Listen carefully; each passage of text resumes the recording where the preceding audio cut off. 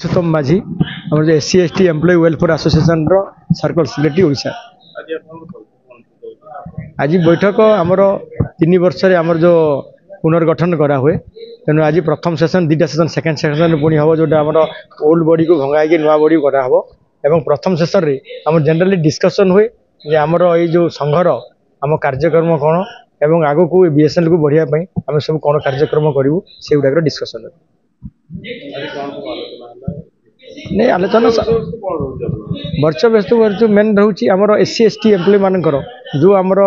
जो हक अच्छी कन्स्टिट्यूशनल राइट अच्छी से राइट गुड़ाक आमर पाइबापी आमर जो संघ को केमती सुदृढ़ करवा एवं समस्त एकत्रित होमती आम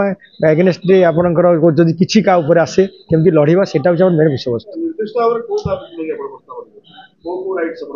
आमर राइट्स जोटा कथा धरतु आमर ओआरबी एक्ट हो कि रिजर्वेशन रे कौन प्रमोशन हो से कौन इलिगाल हुए तो से विषय में केमती फाइट कर जहाँ आम कन्स्टिट्यूशन राइट अच्छी आम कौन विरोध ना कौन पॉलिटिकल ना आम मेन नेम है जहाँ आम राइट से डिमांड तापर जो किसी इलिगाल हुए तापर आम कम करवा आम एकजुट होकर संघबद्ध होकर कम करवा से मूल उद्देश्य।